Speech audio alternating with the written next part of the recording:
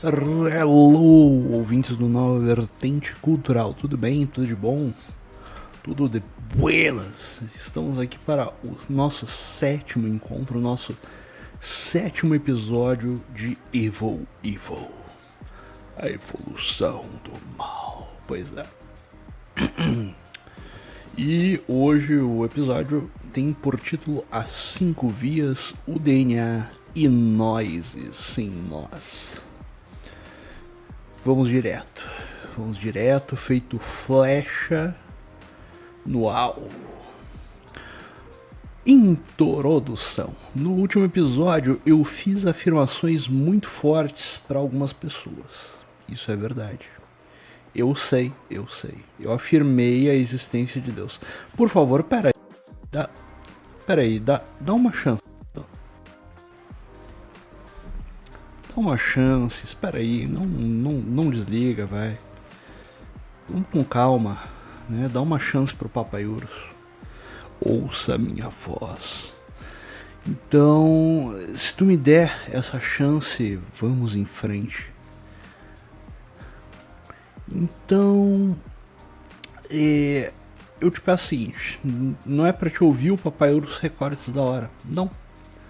Por favor, ouça uma das vozes, uma das maiores e talvez a mais brilhante, não voz, né, porque não tinha como gravar na época, mas ouçamos Santo Tomás de Aquino, sim, Tomás, Frei Tomás, também chamado de Boi Mudo.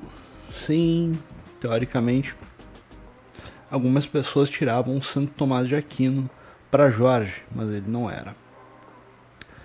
E Santo Tomás de Aquino usa a ciência e não a religião. Olha isso.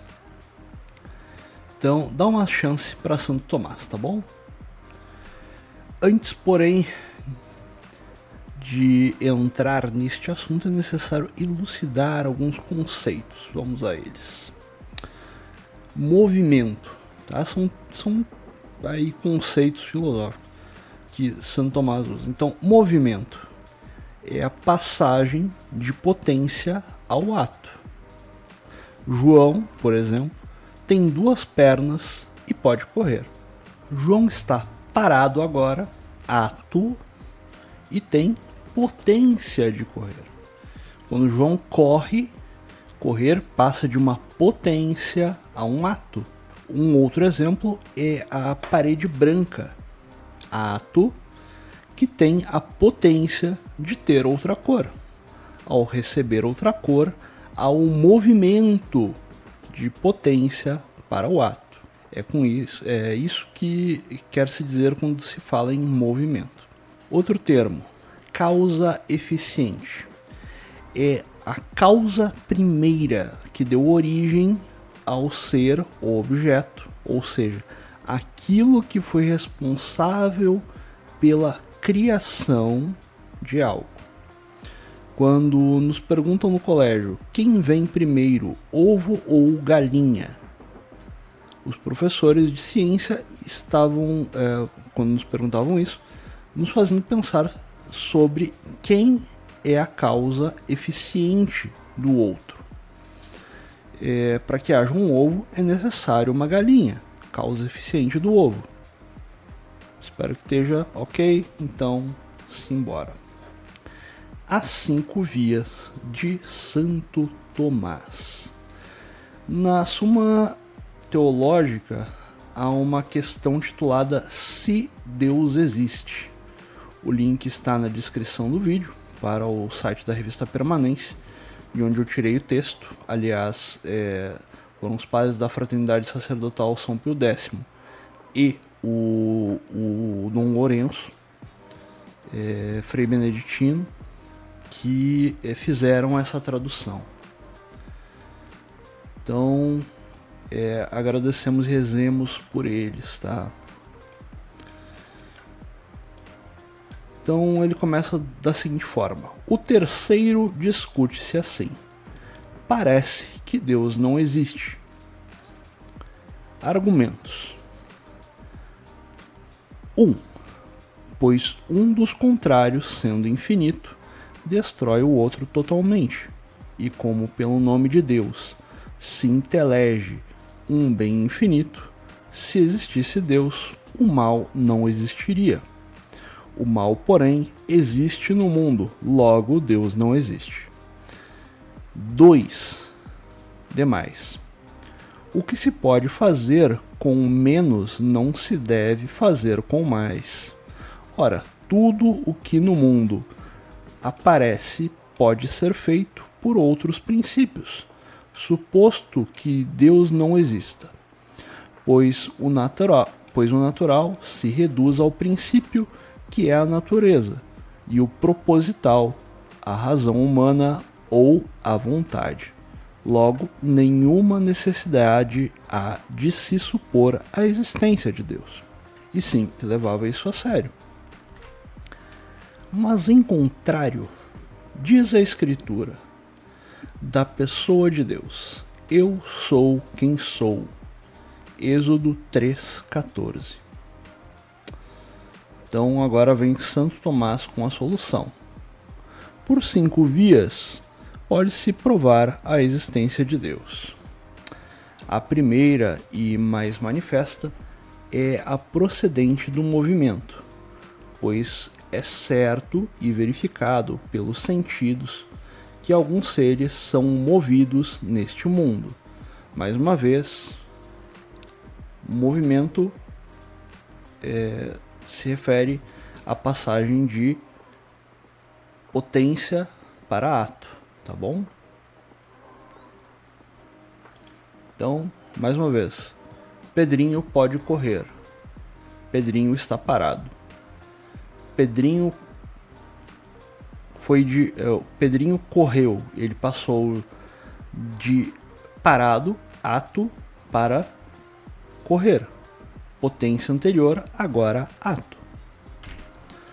Ora, todo o movido por outro o é, porque nada é movido senão enquanto potencial, relativamente àquilo a que é movido. E um ser se move enquanto em ato, pois mover não é senão levar alguma coisa da potência ao ato. Assim, o cálido atual, como o fogo, torna a madeira cálido potencial em cálido atual e dessa maneira a move e altera. Ora, não é possível uma coisa estar em ato e potência no mesmo ponto de vista, mas só em pontos de vista diversos, pois o cálido atual não pode ser simultaneamente cálido potencial, mas é frio em potencial. Logo, é possível uma coisa ser motora e movida ou mover-se a si própria, no mesmo ponto de vista e do mesmo modo.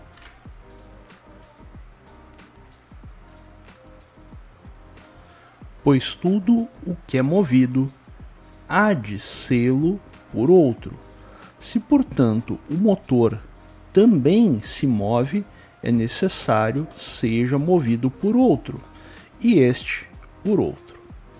Ora, não se pode assim proceder até ao infinito, porque não haveria nenhum primeiro motor, e por consequência, outro qualquer, pois os motores segundos não movem senão movidos pelo primeiro, como não move o báculo sem ser movido pela mão.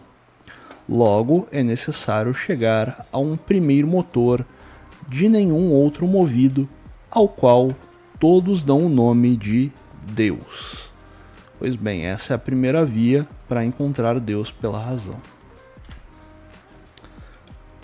A segunda via procede da natureza da causa eficiente, pois descobrimos que há certa ordem das causas eficientes nos seres sensíveis. Porém, não concebemos nem é possível que uma coisa seja causa eficiente de si própria. Voltando ao exemplo da galinha, né, e do ovo, o ovo não pode ser causa de si próprio. Tampouco a galinha pode ser causa de si própria, pois seria anterior a si mesma, o que não pode ser. Mas é impossível, nas causas eficientes, proceder-se até o infinito.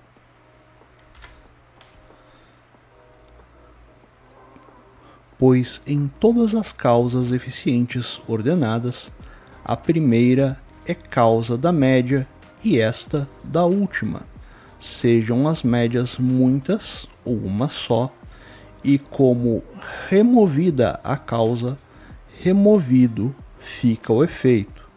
Se nas causas eficientes não houver primeira, não haverá média nem última. Procedendo-se ao infinito, não haverá primeira causa eficiente, nem efeito último, nem causas eficientes médias, o que evidentemente é falso.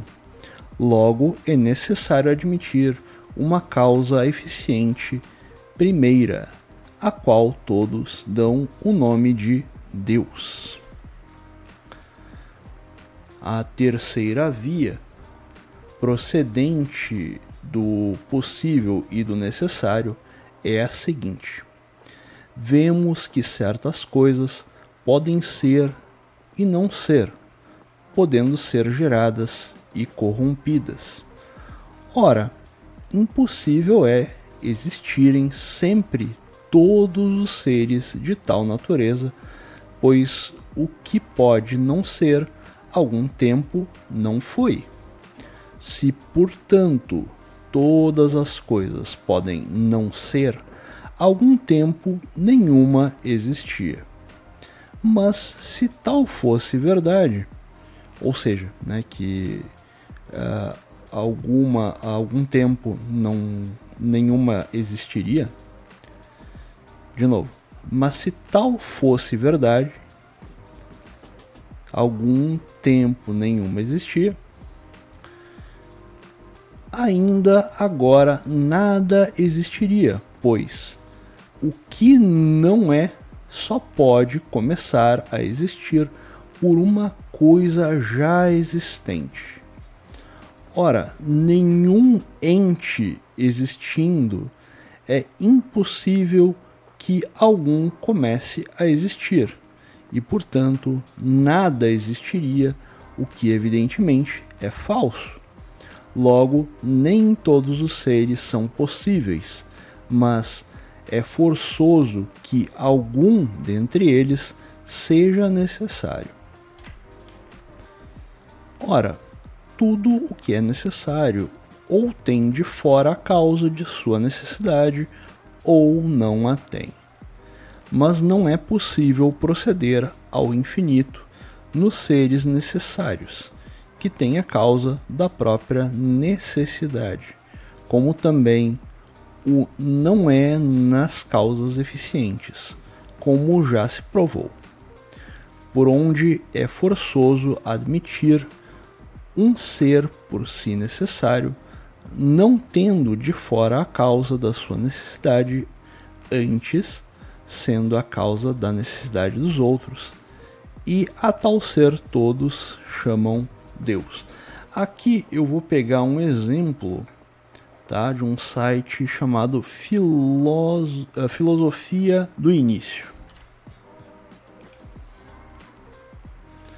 A terceira via, como Tomás a descreve na Suma, é tomada do possível e do necessário. A distinção na filosofia tomista entre ente e essência é fundamental para compreender a terceira via, pois o existir não convém necessariamente à essência dos entes, ou seja, o não ser não repugna à essência das coisas. Tanto o papel em branco quanto o copo de vidro citados nos exemplos acima poderiam não existir.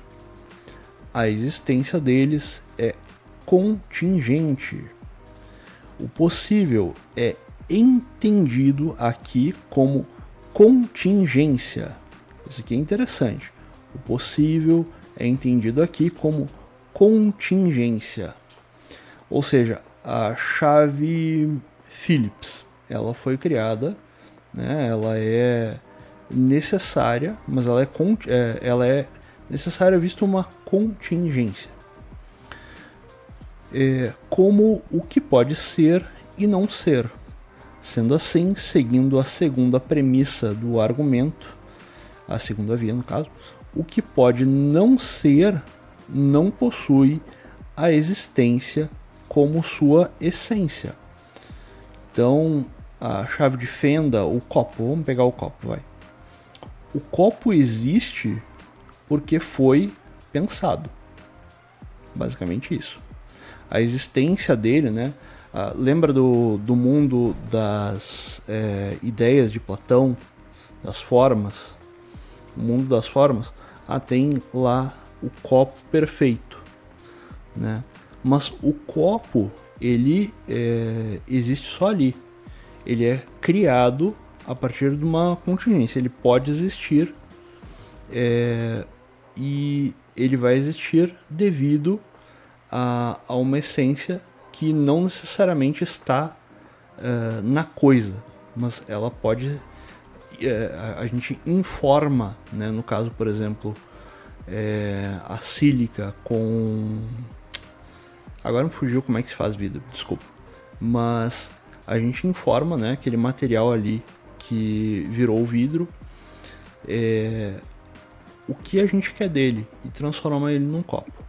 Ora, se tal ente não possui a existência em si, logo essa existência foi-lhe comunicada, ou seja, alguém pegou lá do mundo das formas, das ideias de Platão, por exemplo, e deu a ele a forma, quer dizer, aquela coisa, a substância, ela existia, mas a forma não havia sido dada a ela. A areia da praia, ela tem a potência de se transformar num castelo de areia? Digamos que o castelo de areia, né, seja isso que quer se alcançar. A gente tem só areia, mas é nós quem damos a forma de castelo a ela. Tudo que pode não existir, em algum momento não existiu. Ou seja, se todos os seres fossem contingentes, eles não existiriam em algum momento. Então o ser humano, por exemplo, né? O ser humano poderia ser contingente? Não, a gente precisa de uma causa eficiente. E se não existisse em algum momento, também não existiria agora. Pois, como foi dito, é necessário que outro ser lhe comunique a existência. No entanto, é evidente que os entes contingentes existem neste mundo. Nós mesmos somos entes contingentes. Logo, não é razoável que exista apenas entre contingentes, mas é preciso que haja um ser necessário, isto é, não contingente, causa da existência de todos os contingentes. Por quê? Porque a gente é feito de uma série de... nosso tecido, ele é formado de uma série de coisas. Então, desde sais minerais, água, aminoácidos e coisa e tal. Então, seria necessário, né, que para existir alguém desse forma a isso, tal qual a gente dá forma para areia, né? A criança né, dá forma na areia, aquele castelo legalzinho. Vamos adiante.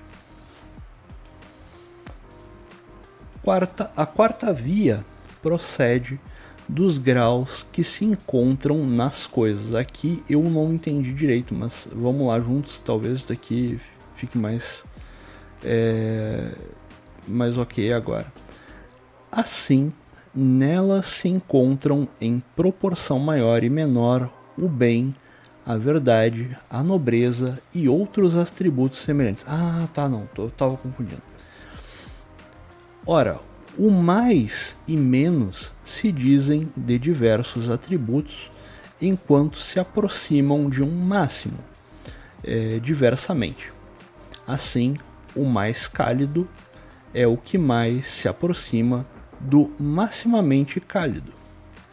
Há, portanto, algo verdadeiríssimo, ótimo e nobilíssimo e, por consequente, maximamente ser, pois as coisas maximamente verdadeiras são maximamente seres, como diz o filósofo.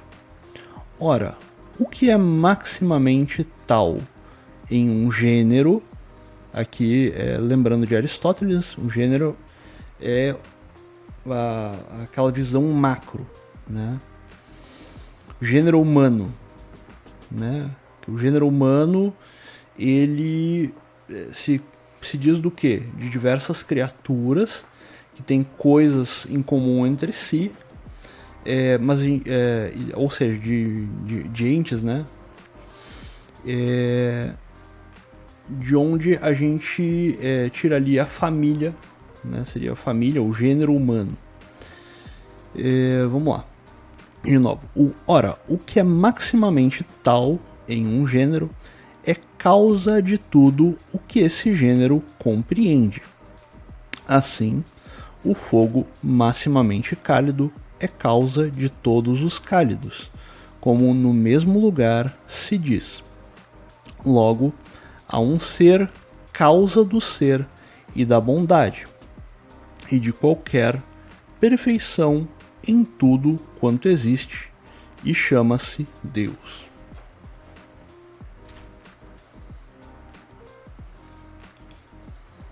Vamos ver aqui aquele site que eu peguei ali como exemplo, tá?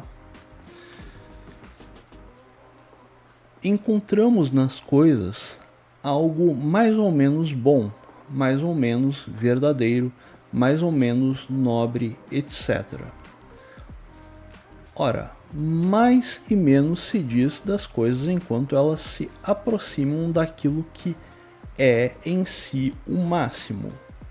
Isso implica que tais qualidades indicam que existe uma verdade, bondade e nobreza suprema. Exemplo. Vamos lá. Novamente, vamos pegar ferramentas, vai. O martelo, com o tempo, ele vai tendo a ponta dele piorada. Então ela pode ficar, dependendo do material, né, do aço, ela pode ficar arredondada. Daí não vai servir direito para te fazer um trabalho de marcenaria, por exemplo, onde tu precisa pregar um prego. Agora, talvez para, por exemplo, ferraria, um martelo com a ponta mais redonda, ele tem um grau de perfeição maior para um trabalho. Agora, para pregar, não. Então, vamos pegar agora, por exemplo, uma chave Phillips. A chave Phillips é aquela que tem quatro... É como se fosse uma cruzinha assim, né? E, cara, uma chave Phillips, ela com o tempo, puxa, eu tive uma chave que durou ali uns mais de 10 anos, na verdade. Mas ela vai, conforme tu vai usando e também conforme a qualidade dela, ela vai se desgastando. O parafuso da mesma forma. Então pode ser que em um momento a chave Phillips ou bit, acho que o pessoal chama de bit também, das parafusadeiras, né? Tu vai espanando os parafusos e aquilo ali também vai destruindo a chave. Então, quando a chave é nova, ela está mais perfeita. quanto mais usada, mais imperfeita ela fica. Então é basicamente isso. Isso implica que tais qualidades indicam que existe uma verdade, ou seja, uma chave boa. Ela é quando ela é nova, né? Uma certa bondade, ou seja, ela é boa e eficiente no que ela faz. E ela tem uma nobreza suprema. Para Tomás, a bondade, verdade e nobreza são transcendentais do ente, ou seja, tudo que existe possui tais qualidades. O ser possui algumas propriedades chamadas propriedades transcendentais. Essas propriedades se encontram em todos os modos especiais que o ser venha a revestir. Os 5 transcendentais.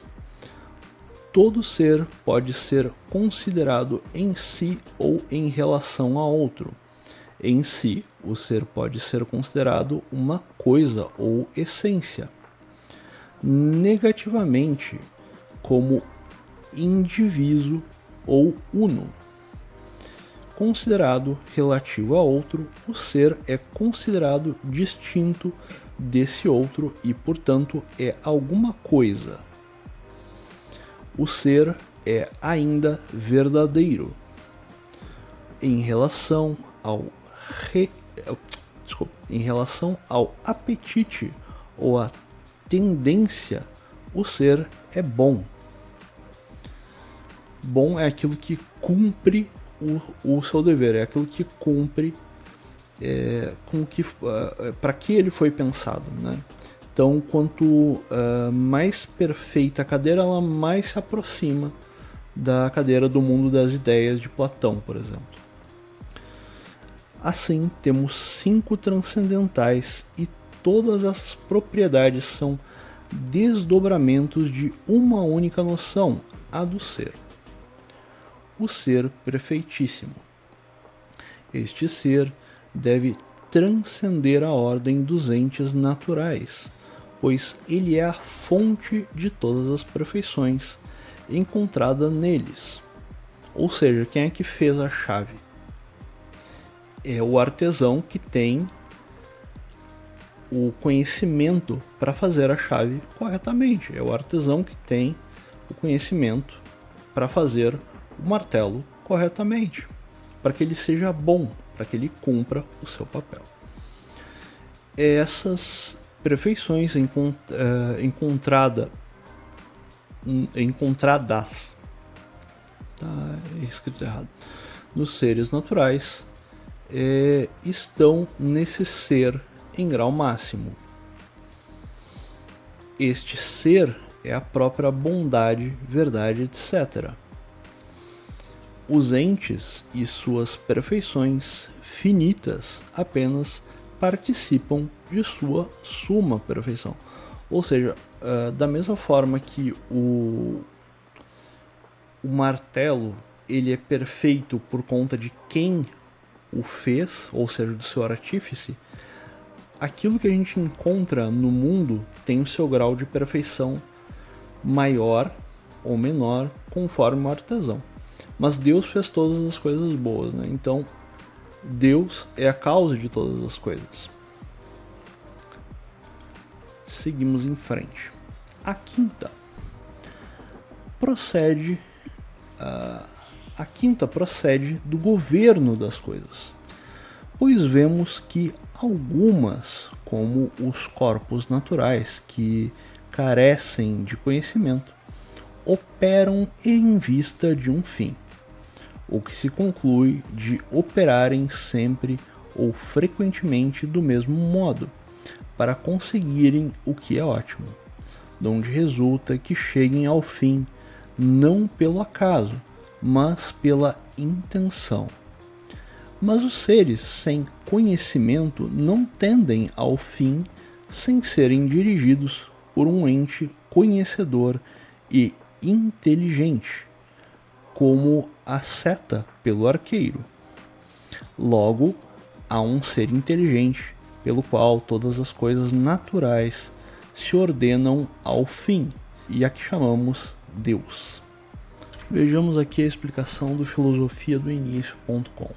A quinta via é de fácil compreensão e é, se não o argumento mais utilizado para se demonstrar a existência de Deus, pois recorre a um fato evidente, que é a ordem do universo, tanto na ordem que se encontram em cada ser particular, por exemplo, a natureza altamente complexa dos animais, como nos conjuntos de seres ordenados, as forças e leis cósmicas gerais.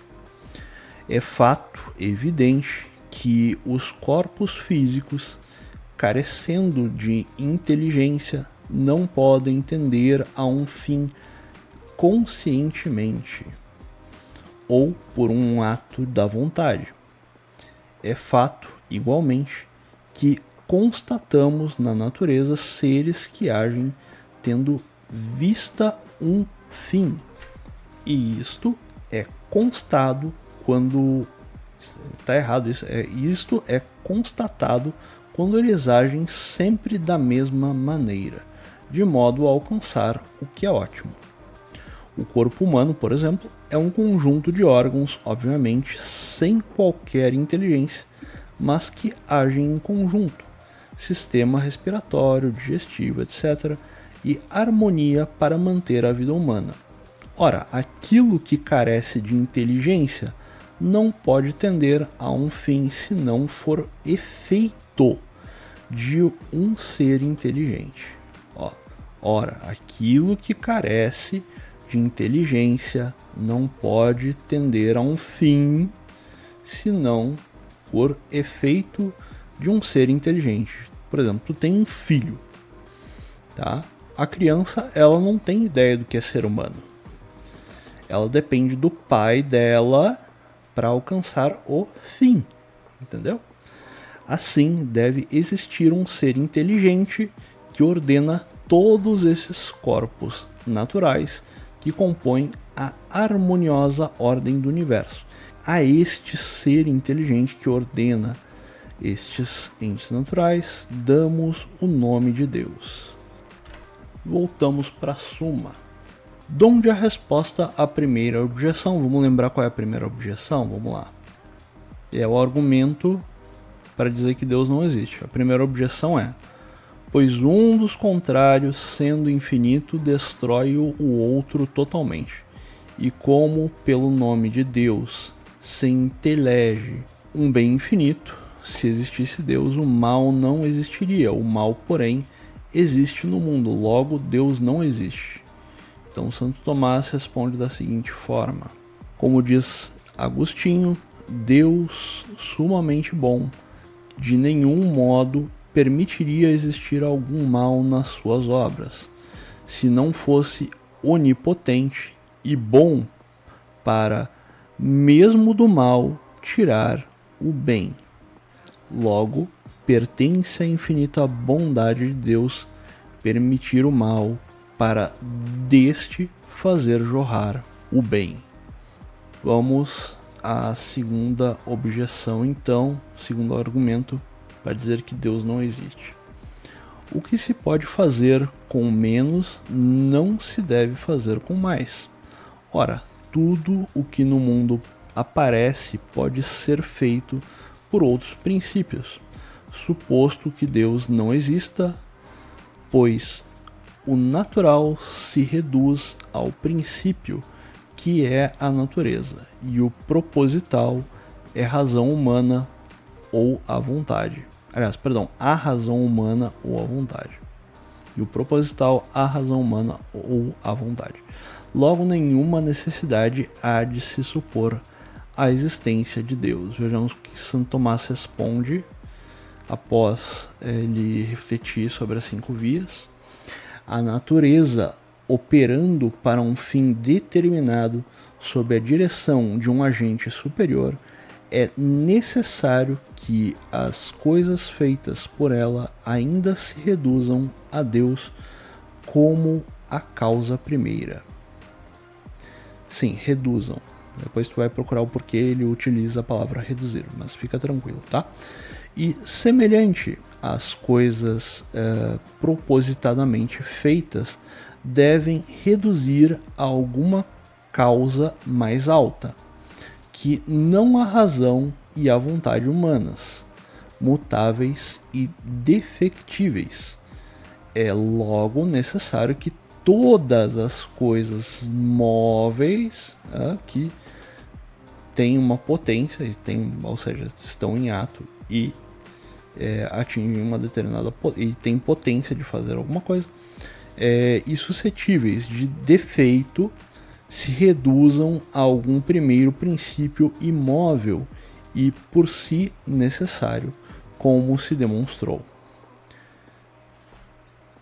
Terminada aqui a explanação sobre as 5 vias, vamos agora ao DNA, vamos refletir sobre o DNA. O DNA, como vimos no episódio 4, é um composto orgânico que contém o código para formar um ser. Sendo programador PHP, por exemplo, eu posso não ver o site ou a ação que o processamento do código resulta. Mas se eu ler ele, se eu ler o código, tenho uma ideia do que ele faz. Pois bem, se Deus existe e fez o homem, por que não poderia tê-lo feito a partir de um macaco? Santo Tomás já nos deu a resposta. O mais perfeito não pode vir do mais imperfeito. Não faz sentido. Se Deus existe, e parece que isso é verdade, considerando as afirmações científicas de Santo Tomás de Aquino, toda criatura possui uma finalidade. O homem, como todas as coisas criadas, tem uma finalidade e, por ser mais perfeito, consegue de certa forma governar as outras. É natural que o mais perfeito governe o mais imperfeito. É a razão do homem que o torna mais perfeito. É pela razão que o homem consegue subjugar animais enormes como baleias, elefantes e até mesmo animais ferozes. É pela razão que o homem tornou possível o desenvolvimento de técnicas para melhorar o conhecimento sobre as coisas pelas causas segundas, a chamada filosofia. Filosofia é o conhecimento pelas causas segundas. E desenvolveu a linguagem para melhor explicar essa gama de fenômenos estudados e como as potências passam ao ato, ou seja, para explicar o movimento. Ora, não é o homem, então, semelhante a Deus de alguma forma? Não pode ele tomar o que está à sua frente e dele, testando tirar proveito, criar artifícios úteis às suas finalidades? A diferença é que o homem não é causa eficiente, ou seja, a causa primeira da matéria que está à sua frente, mas apenas do que faz dela. É o homem criador do parafuso e da chave de fenda, da porca e do alicate, da espada e do escudo, da arma e da bala, do papel e do livro, dos símbolos e da linguagem, da sintaxe. Coisa nenhuma, no entanto, sejam os ventos, a luz do sol, a eletricidade dos raios, a água, o carbono, o ferro, estanho, podem ser causas eficientes de si mesmas. Nem tampouco o seu atrito poderia produzir uma ciência tão abstrata como a linguagem que encontramos ao analisar o DNA do ser vivo mais simples. Que dirá infundir ao acaso, quer dizer, os fenômenos climáticos, a vida nessa célula, né, que tende a fácil destruição fora de um ambiente adequado. Surge a questão seguinte: Deus nos criou para quê? Qual nossa finalidade? O que é ser bom? Qual é a eficiência do ser humano? Como um ser humano é bom? Como um ser humano é eficiente? Sinto dizer, mas só posso responder esta última. Ser bom é cumprir a minha finalidade. Um artesão não faz um martelo para lidar com parafusos. O parafuso precisa da chave de fenda. É por isto que muitas religiões ou formas de religar foram criadas. A verdade é que, apesar da razão humana alcançar o fato de que existe Deus, ou de que Deus existe, não poderia jamais chegar à ideia do que religará ele a Deus. Ou seja, o ser humano, ele sabe que existe Deus, ele sabe que tem algo de errado, ele quer estar com Deus. Não é simplesmente, puxa, eu quero um tempo bom. Não é só isso. Vou fazer uma dança da chuva aqui e chamar um Deus qualquer. Não é bem assim. O homem, ele busca Deus e ele busca se religar a Deus porque ele quer alcançar o seu fim. Ele precisa saber o seu fim.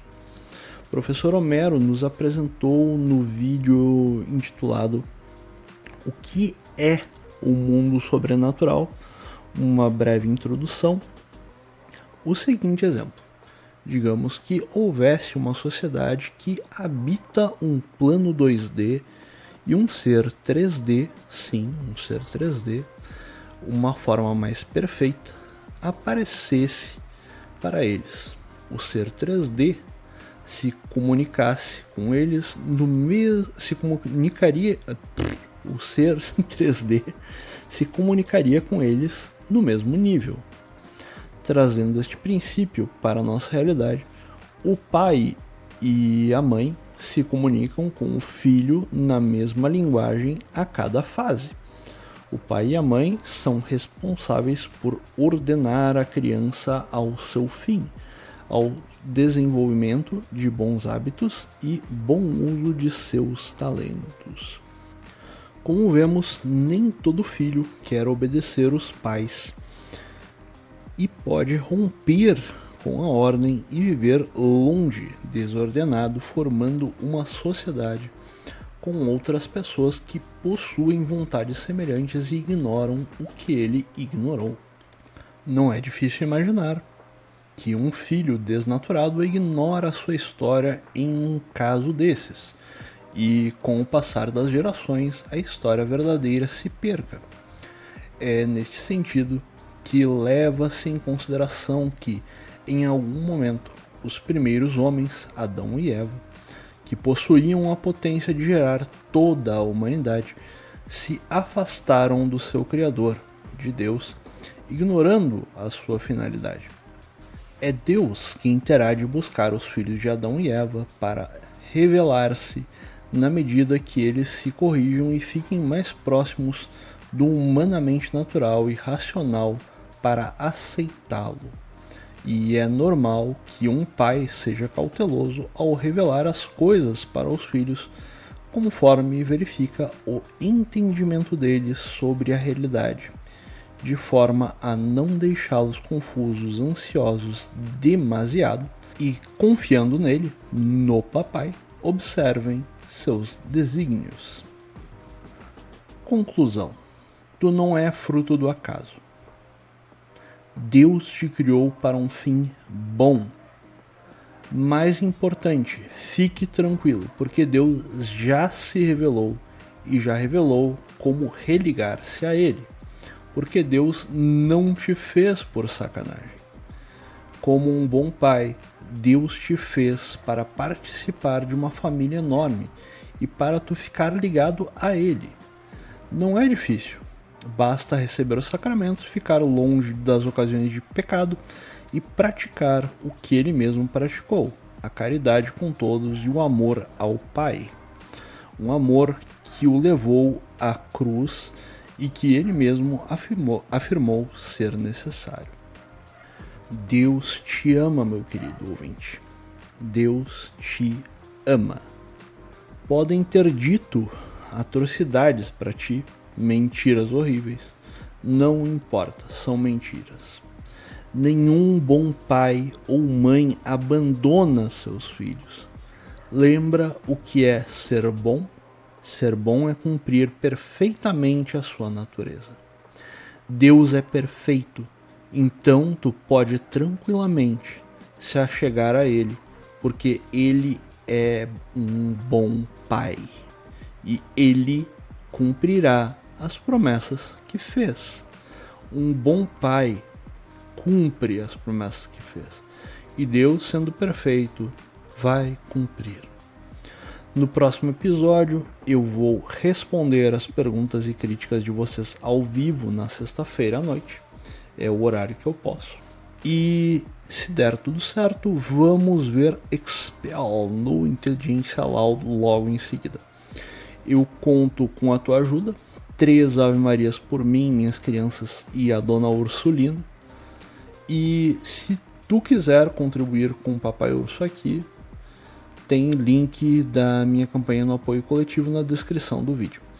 Ano que vem eu recomeço com as... Aliás, eu começo com as aulas de HTML, CSS e PHP para vocês na segunda metade de janeiro. Não esqueça, Deus te ama e o amor transforma. Um grande abraço e um ótimo final de semana. Tudo do mais melhor de bom pra ti e pra tua família, meu querido, tá? Um beijão do pai Urso.